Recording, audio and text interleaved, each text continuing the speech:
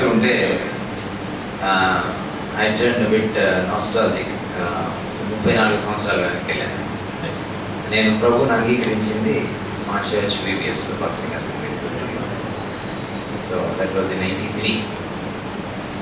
So ఒక incident నాకు బాగా గుర్తు అనమాట. VBS లాస్ట్ డే, VBS అంటే ఇలాగే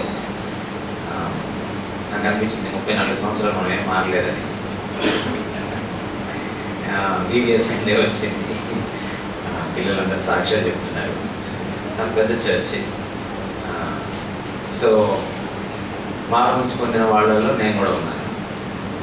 పొట్టి చెక్కి కథ వినడం వల్ల ఆ రోజు దేవుడు నన్ను పట్టుకున్నాడు, మార్మల్స్ పొందాను. నాది నిజమైన మార్మల్సే. సాక్ష్యం కూడా నిజమైన సాక్ష్యమే. అయితే నా పక్కన ఇంకొక నా క్లాస్మేట్ కూర్చున్నాడు. ఇంకా మా సాక్ష్యాలు రాలేదు. వాళ్ళ నాన్న వెనక నుంచి వచ్చాడు. మేము ఆల్మోస్ట్ లాస్ట్ నుంచి 3rd రోలో కూర్చున్నాం. పెద్ద చర్చ్ అది. వెనక డోర్ నుంచి వచ్చాడు ఆయన. వచ్చి అరే ఏం వాక్యం చెప్తున్నావు అన్నాడు. వాడు కూడా సాక్ష్యం చెప్పాలి నాతో పాటు. అంటే వాక్యం ఏం లేదు డాడీ, నేను మార్మల్స్ పొందాను కదా, నేను చెప్తాలే అన్నాడు వాడు. అంటే అట్లా కదా, వాక్యం చెప్పాలి కదా అన్నాడు ఆయన. మామూలుగా బాక్సింగ్ అసెంబ్లీలో ఏంటంటే వాక్యం చెప్పకపోతే దానికి విలువ లేదనమాట. పెద్దానికి ఒక వాక్యం తగిలించాలి. సో వాడు పర్లేదులే డాడీ అన్నాడు మళ్ళీ. అంటే లేదు రా అని తీసుకెళ్ళాడు వాడిని. తీసుకెళ్ళి మళ్ళీ వాడు 10 నిమిషాల తర్వాత వచ్చి కూర్చున్నాడు. ట్రైనింగ్ అయిపోయింది. తీరా సాక్ష్యం చెప్పడానికి వచ్చేటప్పటికి వాడు వేరే సాక్ష్యం చెప్పాడు. ఏంట్రా అలా చెప్పావు అన్నాను నేను. మా నాన్న ఒప్పుకోవట్లేదు రా అన్నాడు. నాకు ఈరోజు నచ్చింది ఏంటంటే పిల్లలు చాలా స్పాంటేనియస్గా మాట్లాడారు, చాలా సహజంగా మాట్లాడారు. I praise God for that. వాళ్ళని మాట్లాడిన వాళ్ళు అలానే. మీరు పాటల విషయంలో వాళ్ళకి ట్రైనింగ్ ఇస్తే ఇవ్వండి, వాక్యం ఎలా చదవాలో ట్రైనింగ్ ఇస్తే ఇవ్వండి, ఎలా కూర్చోవాలో దేవుని సన్నిధిలో ట్రైనింగ్ ఇస్తే ఇవ్వండి. కానీ స్కూల్స్లో రాసిచ్చినట్టుగా పెర్ఫార్మెన్స్ అప్పుడు రాసేవద్దు. వాళ్ళని మాట్లాడేవాడు. సహజత్వాన్ని దేవుడు ఇష్టపడతాడు. అదే సహజత్వాన్ని కూడా ఆయన సన్నిధిలో ఆరాధించేటప్పుడు ఇష్టపడతాడు. నేను ఐ వాజ్ వండరింగ్ అంటే ఈరోజు ఈ చర్చ్కి వస్తానని నేను అనుకోలేదు. నాకు రాత్రి దాకా డౌట్ఫుల్గానే ఉంది. సో నేను I was wondering sitting in the car, ముందు కూర్చొని ఏం మాట్లాడాలి ప్రభు అని అడుగుతా ఉన్నాను నేను. సో ఫైనల్లీ ఇక్కడికి వచ్చిన తర్వాత God gave me the message. మీ చర్చ్లో ఆ పైన రాసిన వచనాన్ని చదువుతారా ఒకసారి? రైట్. తెలుగులో చెప్తారా బైబిల్స్ తీయకుండా ఆ వచనాన్ని?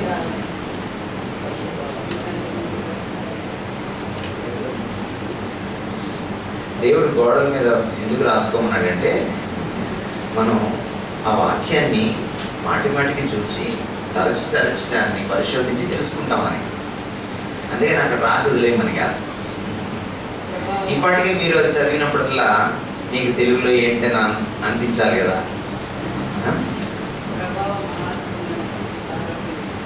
అదంతా ఉంది ముందు. ఆ పాట చెప్పాలి నాకు తెలుగులో, మీరు బైబిల్ తీయకుండా. నేను తెలుగు బైబిల్ లేదు నా దగ్గర, నేను చదవలేదు.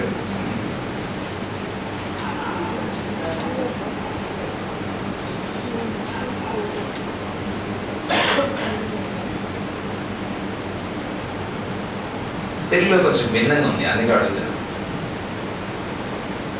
చదువుతారా తీసి? అదంతా వద్దు, ఆ పాట చదవాలి. మీరు ఆ పాట దొరుకుతుందో లేదు చూద్దాం.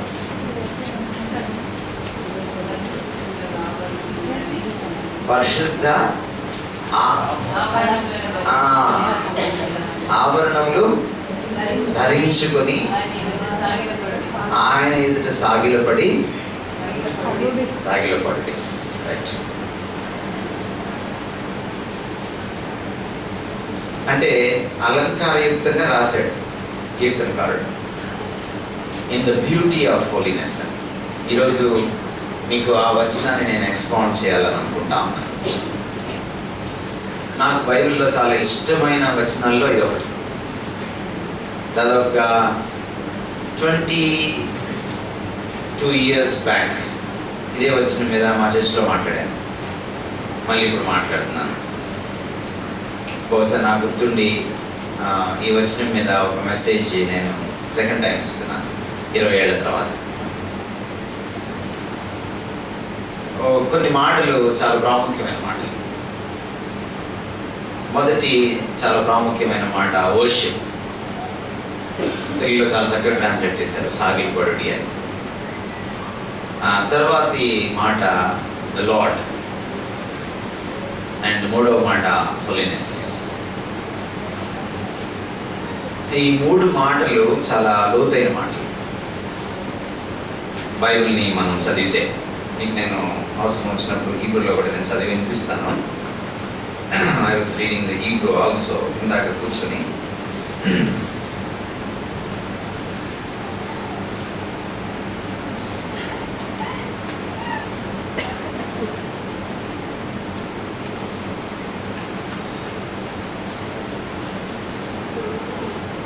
తెలుగులో మీ బైబిల్స్ చూడండి. నేను అదే వచనాన్ని 29:2 నేను చదువుతా ఉన్నాను. How Yahweh కెబౌద్ సెమౌ ఇస్తాహవు Yahweh బెహద్రత్ ఖుదేష్. ఎందుకు లోతుగా వెళ్ళాల్సి వస్తుంది అనేది మీకు నేను మాట్లాడే కొద్ది మీకు అర్థమవుతుంది. ఇంకొక మాట కూడా ఇక్కడ ఉంది హీబ్రూ బైబిల్లో. తెలుగులో ఉన్నదో లేదో, అది ఇంగ్లీష్లో ఉంది. హబు.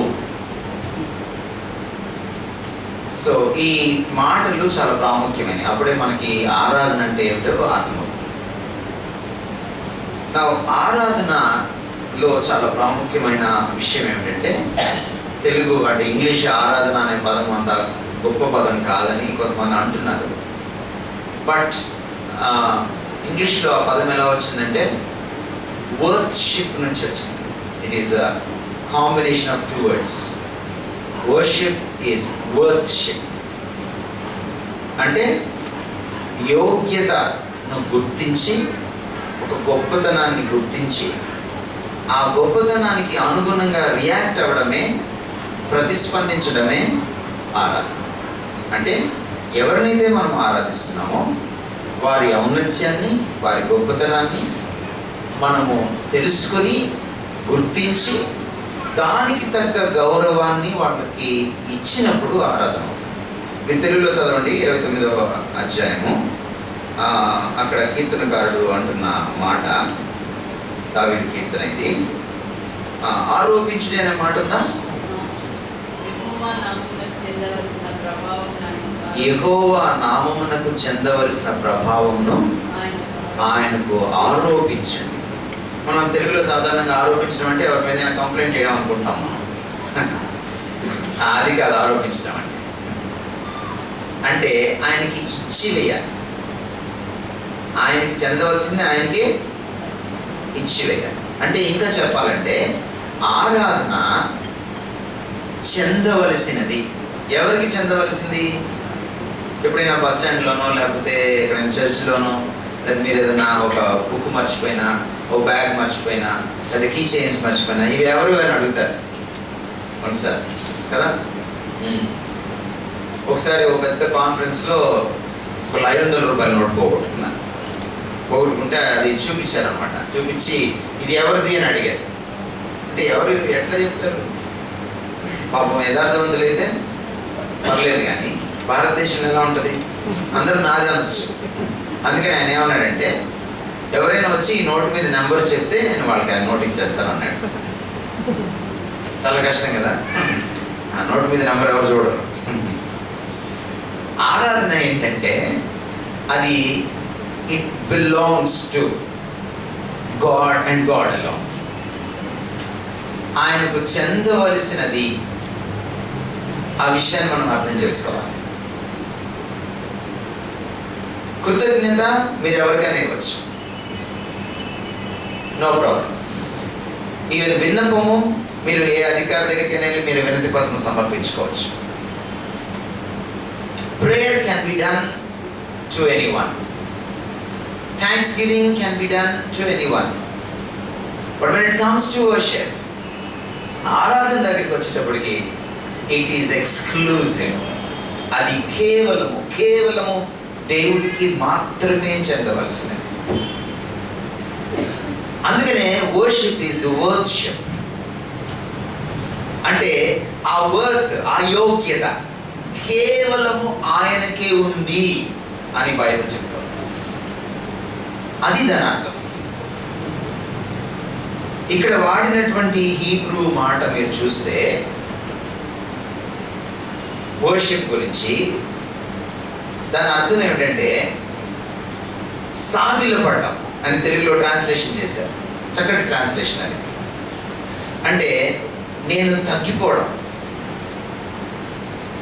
ఆరాధనలో చాలా ప్రాముఖ్యమైన విషయం ఏంటంటే నేను తగ్గిపోవడం. నేను ఎంతగా తగ్గగలనో అంత తగ్గిపోవడం. అలా తగ్గుతూ ఎవరినైతే ఆరాధిస్తున్నానో ఆయన్ని నెత్తిన పెట్టుకోవడం, ఆయన్ని పైకెత్తుకోవడం, ఆయన్ను హెచ్చించడం ఆరాధనలో చాలా ప్రాముఖ్యమైన విషయం. ఎక్కడైతే ఈగో ఉంటుందో, ఎక్కడైతే అహం ఉంటుందో, ఎక్కడైతే నేను అన్న భావన ఉంటుందో, నేను కనపడాలి, నేను వినపడాలి. కొన్నిసార్లు ఈ ఫ్రీగా ఆరాధన చేసే మనలాంటి సంఘాల్లో ఆరాధనకు పోటీ పడుతుంటారు. సమస్య కొన్నిసార్లు అందరూ మనకు కలిసి పాటలు పాడుతున్నప్పుడు కూడా నా స్వరం వినపడాలి అని అనిపిస్తాం. చాలాసార్లు ఈ సెల్ఫీ, ఆరాధనకి సెల్ఫీకి అస్సలు పడదు. సెల్ఫీ పూర్తిగా చచ్చిపోవాలి, సైలెంట్ అయిపోవాలి. అక్కడ ఆరాధన స్టార్ట్ అవుతుంది. When the ego becomes zero, the worship starts. నా అహం ఎప్పుడైతే జీరో అయిపోతుందో అక్కడ ఆరంభం అవుతుంది. నా ఈ బాడీ లాంగ్వేజ్ ఉంది చూసారా, సాగిలపడ్డం. ఈ సాగిలపడ్డం అనేటువంటి బాడీ లాంగ్వేజ్, ఈ శరీర భాష, నేను నథింగ్, నీ ముందు నేను నథింగ్, నేను కొరగాని దాన్ని, కొరగాని వాడను, నేను పనికి మాలిన వాడిని, పనికి మాలిన దాన్ని అని ఒప్పుకోవడం. నీ ముందు నిలబడడానికి, ఈవెన్ కూర్చోడానికి కూడా నేను తగను. అందుకని నేను సాగిలపడతాను. సాగిలపడడం అంటే మీకు తెలుసు కదా, పడుకోవడం అన్నమాట. అందుకనే ఆ రోజుల్లో వర్షిప్ అంటే ఎవరినైనా రాజుని కూడా వాళ్ళు పొగుడుతూ ఉండేవాళ్ళు. వాళ్ళు ఏం చేస్తారంటే ఎవరినైతే ఆరాధించారో వాళ్ళ పాదాలు సాగిలు పడి వాళ్ళ పాదాలు పట్టుకుంటారు చేతులతో, తర్వాత ఆ పాదాలను ముద్దు పెట్టుకుంటారు. అదే ఐడియా కొత్త నిబంధనలో ప్రోస్కూనియాలో మనకి కనపడుతుంది. మీరు ప్రకటన గ్రంథం 4వ అధ్యాయం 5వ అధ్యాయం చదివితే అక్కడ 24 పెద్దలు సాగిలపడడం మనం చూస్తాం. మళ్ళీ తెలుగులో అక్కడ సాగిలపడని ట్రాన్స్లేషన్ చేయడం జరిగింది. అయితే ఇది కేవలం బాడీ లాంగ్వేజ్కి సంబంధించింది కాదు. లోపల నువ్వు అంతగా నువ్వు కాదనుకుంటేనే నువ్వు దేవునికి ఆరాధన చెల్లించడానికి యోగ్యుడు. అంతగా నన్ను నువ్వు కాదనుకోవడానికి ఆయన యోగ్యుడు. వర్షిప్, అది వర్షిప్. ఆయనకు అంత వర్త్ ఉంది. అందుకనే వాళ్ళు 24 పెద్దలు ఆరాధించేటప్పుడు నీవు యోగ్యుడు, వధింపబడిన గొర్రెపిల్ల యోగ్యుడు. అండ్ ఇంకా యాక్చువల్లీ దాని ముందు సీన్ మీరు చూస్తే ఆ గొర్రెపిల్ల తప్ప ఇంకెవ్వరు కూడా పని చేయడానికి ఎవ్వరు యోగ్యత లేనప్పుడు, యోహాను డీలా పడిపోయి ఉన్నప్పుడు, ఆ విజన్ చూస్తూ ఉన్నప్పుడు, 24 పెద్దలు కూడా చాలా ఆందోళనతో ఉన్నప్పుడు, అప్పుడు భయపడాల్సిన పని లేదు, మీరు ఆందోళన చెందాల్సిన పని లేదు. Here is the one who is worthy alone. ఆయన మాత్రమే యోగ్యుడు ఒకడు ఉన్నాడు అని వధింపబడిన గొర్రెపిల్ల సీన్లోకి రావడం మనం చూస్తాం. ఆ పిక్చర్ని మనము ఆ ప్రకటన గ్రంథాన్ని 4-5 అధ్యాయాలు మనం చదివినప్పుడు మనకు ఆ సీన్ అంతా అర్థమవుతుంది. అంటే మ్యాచ్లెస్, ఇంకెవరు లేరు. అందుకనే ఆరాధన ప్రార్థన కన్నా మిన్న అయినది, ఆరాధన కృతజ్ఞత కన్నా మిన్న అయినది. ఇంకా మీకు నేను ఎలా చెప్పాలి? ప్రార్థనలో మన అవసరాన్ని తెలియజేస్తాం దేవుడికి చాలాసార్లు. కృతజ్ఞతలో మనకి దేవుడు తీర్చిన అవసరాలను బట్టి, చేసిన మేళ్లను బట్టి ఆయనకు కృతజ్ఞత చెల్లిస్తాం. కానీ ఆరాధనలో ఆయన చేసినా చేయకపోయినా ఆయన ఆరాధిస్తాం. అది ఆరాధన. షడ్రక్ మెషక్ అబేద్నెగోలు మనకు అది నేర్పించారు. మా దేవుడు మమ్మల్ని రక్షించుటకు సమర్థుడు, రక్షింపకపోయినను. అది ఆరాధన. Worship does not depend on the goodness that God does to me and to you. Whether God does it or not, worship depends on what He is, who He is. ఆయన నాకు ఏం చేశాడు అన్న దాని మీద ఆరాధన ఆధారపడదు, అది కృతజ్ఞత. ఆయన నాకు చేసినా చేయకపోయినా ఆయన ఏమై ఉన్నాడు అన్న దాని మీద ఆరాధన ఆధారపడుతుంది. మీరు ఎప్పుడైనా సినిమా యాక్టర్ ఫ్యాన్స్ చూసారా? ఏం చేస్తాడు ఆ మహేష్ బాబు వచ్చేళ్ళకి? ముక్కు కూడా తెలియదు వీళ్ళకి. ఆ మైకిల్ జాక్సన్ వచ్చి ఏం చేస్తాడు వీళ్ళకి? తెలియదు. కానీ అక్కడ ఒక ఫోటో పెట్టుకొని లేదా సెల్ ఫోన్లో ఒక వాల్ పేపర్ పెట్టుకొని కూడుకుని ఆ మహేష్ బాబుని మైకిల్ జాక్సన్ చూస్తూ ఉంటారు. ఏంటిది? వాళ్ళకి ఎప్పుడు అనిపించలేదా, అరే నాకు ఏం చేయలేదు కదా మహేష్ బాబు, ఏం చెయ్యక్కర్లా? అదే ఆరాధన అంటే. నువ్వు పడిపోతావు అంతే, వాళ్ళని చూసి పడిపోతావు అంతే. నువ్వు పడిపోవడం అంటే అది ఈ మధ్య ఏదో తోస్తున్నారు, పడిపోతున్నారు, అది కాదు. ఆ పడిపోవడం కాదు. దేవుణ్ణి ఎవరైతే చూస్తారో, ఎవరైతే తెలుసుకుంటారో, ఆయన గొప్పతనాన్ని, ఆయన అందాన్ని, ఆయన సౌందర్యాన్ని, ఆయన యొక్క పరాక్రమాన్ని, ఆయన యొక్క శక్తి సామర్థ్యాల్ని చూసి పడిపోతాం అంతే. అది ఆరాధన. ఆరాధన అంటే అచ్చంగా చెప్పాలంటే దేవుని యొక్క యోగ్యతను గుర్తించడం, ఆ యోగ్యత ఇంకెవరికి లేదని గుర్తించడం, అది ఆయనకు మాత్రమే చెల్లు అని గుర్తించడం. అప్పుడప్పుడు మనం ఏమైనా పోగేటప్పుడు నీలాగా ఇంకెవరు చేయలేరురా, ఇది నీకే చెల్లు అంటాం. మనం తెలంగాణ వస్తే మాట్లాడటం నాకు కొంచెం కష్టం, మీకు తెలుగు రాదు, నాకేమో తెలంగాణ రాదు.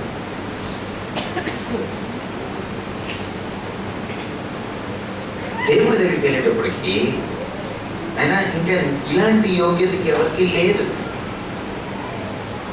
అందుకనే దేవుడు మొదటి ఆజ్ఞ ఇవ్వక ముందు తన అద్వితీయత గురించి మాట్లాడతాడు. ఇశ్రాయేలు వినుము, నీ దేవుడైన యెహోవా అద్వితీయుడైన యెహోవా అని అప్పుడు మొదలు పెడతాడు.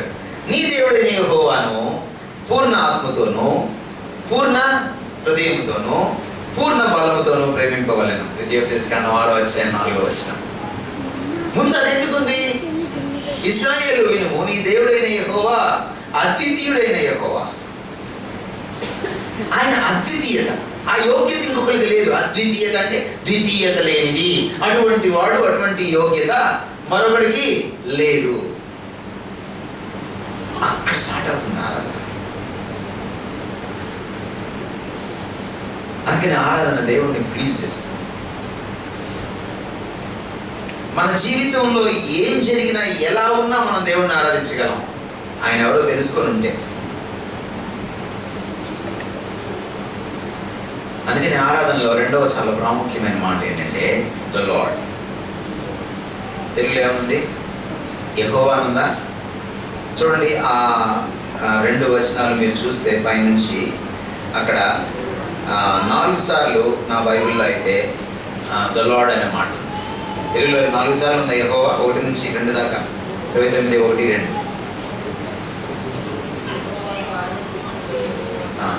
4 టైమ్స్ ఉందా? 2 ఆయన ఉంది. ఓకే. కానీ ఒరిజినల్గా మీరు చదివితే, మీరు బైబిల్ చదివేటప్పుడు కొన్ని సత్యాలు తెలుసుకోవాలి.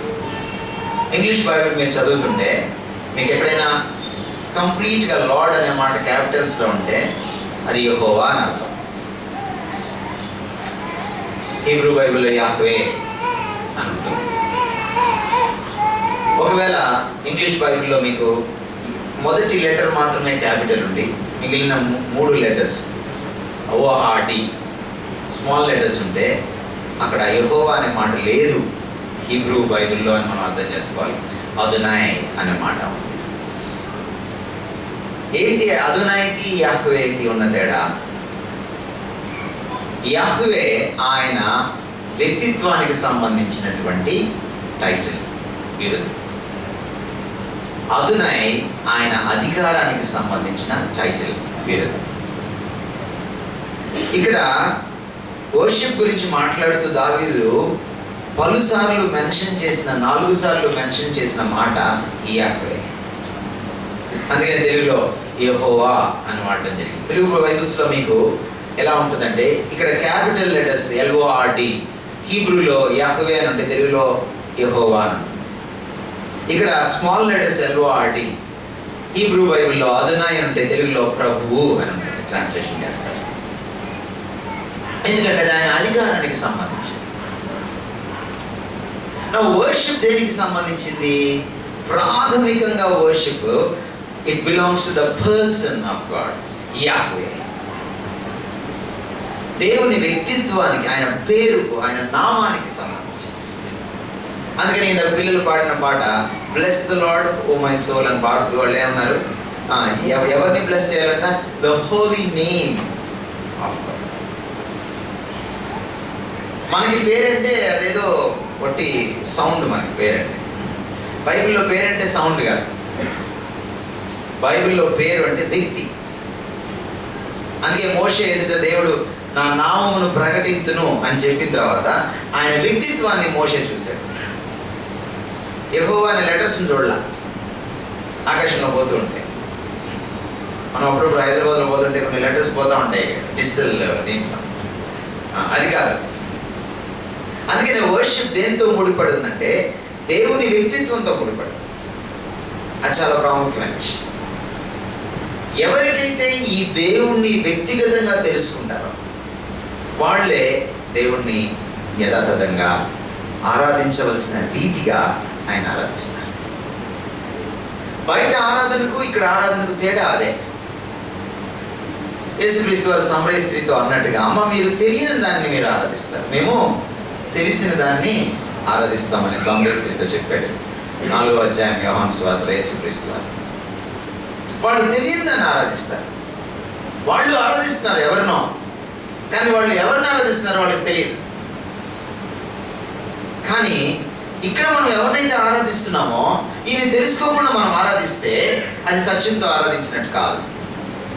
మీరు ఎంత ఆత్మపూర్ణంగా ఆరాధించినా ఆ ఆరాధనలో సత్యం ఉండదు. ఆరాధించేవాడు ఆత్మతోనూ సత్యముతోనూ ఆరాధించేవాడు. దేవుడు ఏమై ఉన్నాడో దాన్ని యథాతథంగా తెలుసుకొని దానికి తగ్గట్టుగానే ఆయన ఆరాధించాలి. ఏమిటి అలా ఆరాధించడము?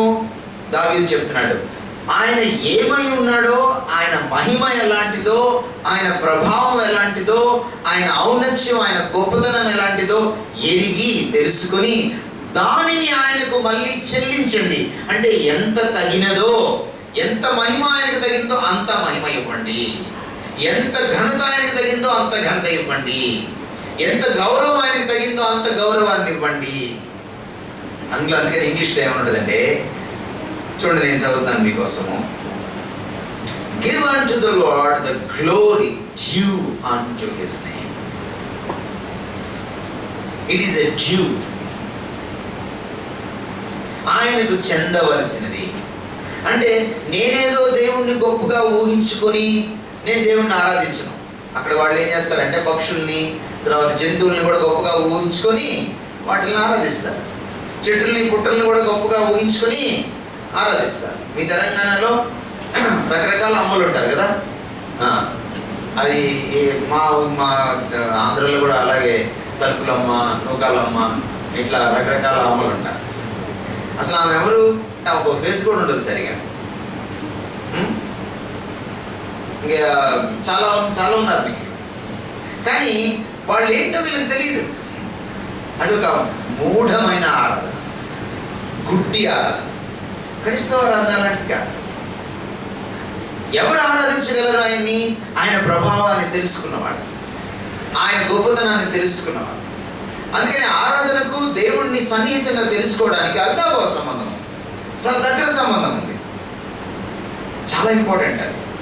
ఎవరు ఆదివారాన దేవుడిని సరిగా ఆరాధించగలుగుతారు? సోమవారం నుంచి శనివారం దేవుడితో గడిపిన వాళ్ళు మాత్రమే ఆరాధించగలుగుతారు. దేవుడిని ఎరిగిన వాళ్ళు మాత్రమే. తమ జీవితంలో కష్టాలు కడగండ్లు వచ్చినప్పుడు ఆయన సన్నిధిని అనుభవించిన వాళ్ళు, ఆయన కృపను ఆస్వాదించిన వాళ్ళు, ఆయన గొప్పతనాన్ని రుచి చూచిన వాళ్ళు, వాళ్ళు మాత్రమే ఇక్కడ ఆరాధించగలుగుతారు. అందుకని ఆరాధనకు ఆయన వ్యక్తిత్వానికి చాలా అద్భుతమైన అవినాభావ విడదీయలేని సంబంధము ఉంది. అందుకని ఆ మాట చాలా ప్రాముఖ్యమైంది. ఆరాధన తర్వాత ఆ మాట ద లార్డ్, యెహోవా, ప్రభువు వ్యక్తిని, ఆయన వ్యక్తిత్వాన్ని, ద పర్సన్ ఆఫ్ గాడ్ మనం అర్థం చేసుకోవాలి. ఒకవేళ అలా అర్థం చేసుకోకుండా ఆరాధన చేస్తే అది తక్కువ చేసిన వాళ్ళ మొత్తం. అందుకని ఈరోజు దేవుణ్ణి ఆరాధించే పేరిట వాళ్ళు అవమానిస్తున్నారు. ఎందుకు దేవుడు విగ్రహారాధనని హేట్ చేస్తాడు? ఎందుకు విగ్రహారాధనని ఆయన ఆధ్యాత్మిక వ్యభిచారంతో పోల్చాడు పాత నిబంధనలో? ఎందుకు ఆయనకి అంత కోపం విగ్రహారాధన అంటే? మీరు ఎప్పుడైనా ఆలోచించారా? కొన్నిసార్లు నెగిటివ్ అర్థమైతే పాజిటివ్ అర్థమవుతుంది. ఎందుకు దేవుడు అంత అసహించుకుంటాడు విగ్రహారాధన? విగ్రహారాధన దేవుడు ఏది కాదో దాన్ని దేవుడు అంటుంది. ఆరాధన దేవుడు ఏంటో దాన్నే గుర్తించి దాన్నే ఆరాధిస్తుంది, గౌరవిస్తుంది. అది తేడా విగ్రహారాధనకి ఆరాధనకి.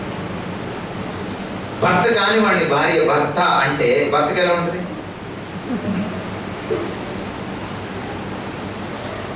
మన ఏదో కార్టూన్ వచ్చింది నాకు, వాళ్ళ పనావిడితో సెల్ఫీ దిగుతూ ఉన్నాడు ఒక ఆయన. దిగుతూ ఉంటే ఆవిడ చెప్తుంది, అయ్యగారండి అయ్యగారండి, వెనక అమ్మగారండి వెనక అమ్మగారండి అంటుంది. ఎందుకంత కోపం, ఎందుకంత బాధ? భార్య కాని వారితో భార్యగా ఉంటే ఏంటి కోపం?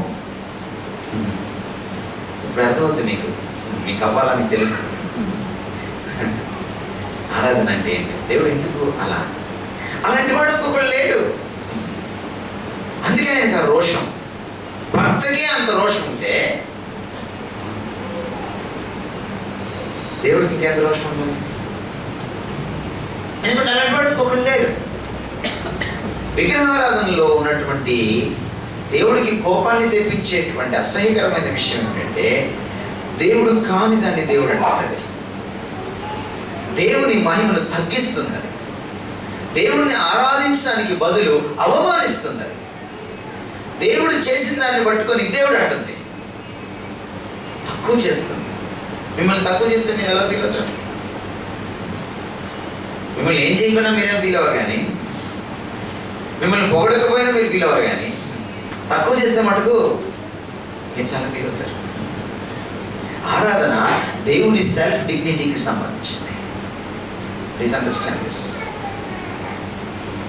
మనకున్న ఆత్మగౌరవం కంటే, మనల్ని మనం గౌరవించుకునే దానికంటే ఆయన అనంతమైన గౌరవం కలిగిన వాడు. ఆయన సెల్ఫ్ అనంతమైంది. ఆయన లాంటి వాడు మరొకడు లేడు. ఆయన సెల్ఫ్ అద్వితీయమైనది. అందుకని నాలాంటి గౌరవం మీరు జాషువాకి ఇవ్వచ్చు, తప్పేం లేదు. కానీ దేవుడికి ఇచ్చిన గౌరవం ఇంకెవరికి మీరు ఇవ్వడానికి లేదు. ఆ స్థాయి గౌరవం, అది ఆరాధన. The highest form of honour, the height of honour. గౌరవంలో అత్యంత ఉన్నతమైనది. ఎందుకంటే ఆయన అత్యంత ఉన్నతమైన వాడు. అది కేవలము ఇక్కడ మాత్రం చెల్లించేది కాదు. అందుకే worship is not a word